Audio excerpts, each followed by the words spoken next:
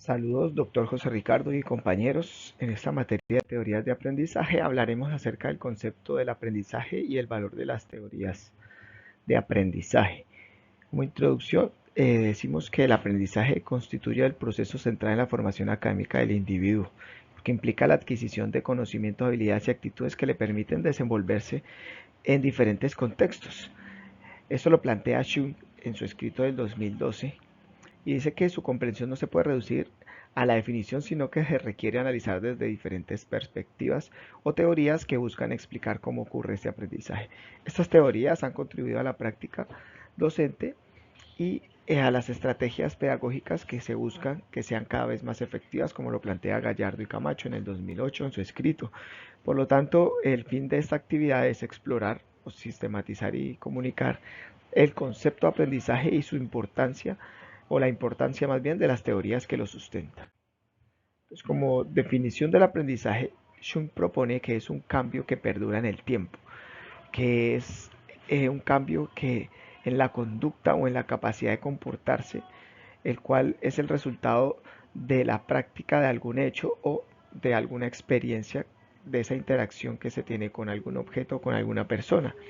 Entonces, los criterios claves del aprendizaje a la luz de Jung es que implica un cambio, que es perdurable a lo largo del tiempo y que ocurre por experiencia, mientras que Gallardo y Camacho lo definen como un proceso de cambio que tiene como consecuencia el estudio de la experiencia, en donde el individuo es quien adquiere los conocimientos, habilidades y destrezas, valores y actitudes que le permiten luego desenvolverse. Los tipos de aprendizaje. A la luz de los textos citados en este curso tenemos el aprendizaje conductista propuesto por Watson y Skinner, que es un proceso en donde se adquiere comportamientos observables a través de la asociación de un estímulo y una respuesta. Y este estímulo y respuesta se va reforzando en la repetición. Por lo tanto, el aprendizaje es el resultado de la experiencia y la repetición de dicha experiencia. Tenemos el aprendizaje cognitivo, propuesto por Jean Piaget y por Brunner, que es el proceso interno donde el individuo organiza y estructura la formación desarrollando esquemas mentales, y es aquí donde el aprendizaje implica comprensión, memoria y nos permite solucionar problemas. Vygotsky plantea el aprendizaje constructivista, en donde el conocimiento se construye activamente por el sujeto y él, a través de su experiencia previa, va generando interacciones sociales, y entonces es aquí donde el aprendizaje se vuelve un proceso dinámico y de contexto. Tenemos también el aprendizaje social planteado por Bandura, el cual dice que es que este aprendizaje ocurre observando o imitando el comportamiento de otros, considerando la influencia del entorno social y de los modelos. Incluye también procesos de atención, retención, reproducción y de motivación. Entonces, de acuerdo a la motivación o a la retención del individuo, asimismo se va generando un aprendizaje.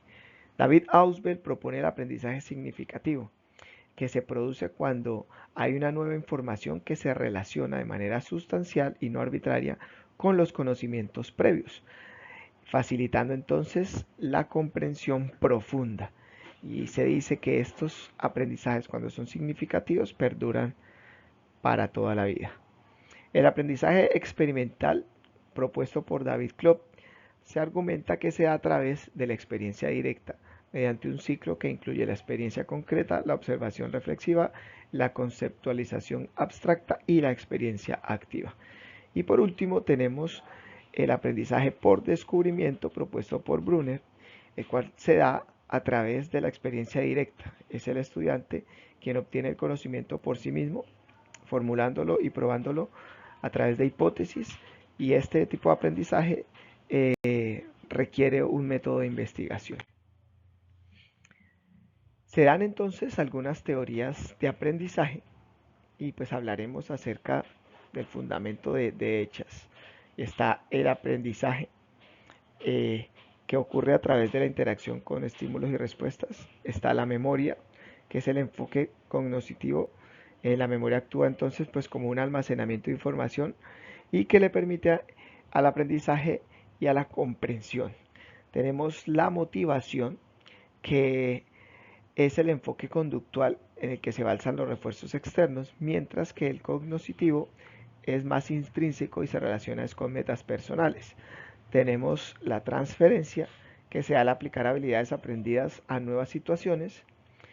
Y tenemos la autorregulación, que es el enfoque cognoscitivo, en donde los procesos de autorregulación incluyen metas, una revisión o un monitoreo y ajuste de estrategias del aprendizaje.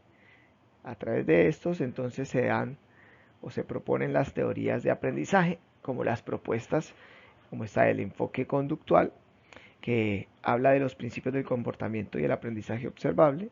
Tenemos el enfoque cognoscitivo, que son aquellos procesos mentales que intervienen en el aprendizaje. Tenemos el constructivismo, que es el aprendizaje que se da como construcción activa del conocimiento. Y la implicación docente, que es la adaptación del maestro para la transmisión de aprendizajes. Estas teorías tienen una suma importancia y es que proporcionan el marco de referencia para la toma de decisiones, mientras que la práctica genera la experiencia y que la retroalimentación, la retroalimenta, a la teoría. La teoría, entonces, a manera de conclusión, la teoría sin experiencia puede llegar a ser engañosa porque subestima factores situacionales, mientras que la experiencia sin teoría también es inútil porque se basa en el ensayo y error sin un marco general. Por lo tanto, se deben complementar para poder perfeccionar este proceso tan hermoso en educación que es la enseñanza y el aprendizaje.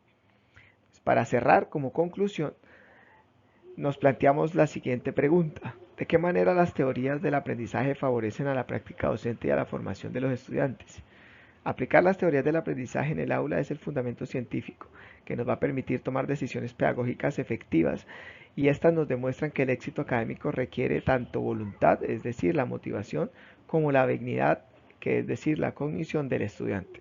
Para la práctica docente, esto se traduce en una doble ventaja. Por un lado, tenemos que el profesor consolida como profesional reflexivo, capaz de adaptar su metodología a las metas de aprendizaje, según lo planteado por Jung, y entendemos, por ejemplo, entonces que la enseñanza de conceptos sencillos puede ser expositiva, pero ojo que la comprensión profunda exige siempre un enfoque cognitivo y constructivista. Por el otro lado, las teorías son una herramienta de diagnóstico que nos van a ayudar a entender que el bajo rendimiento se puede deber a la falta de estrategia o a la falta de motivación y no solo a la falta de capacidad inherente, lo que mejoraría nuestra intervención. Muchísimas gracias.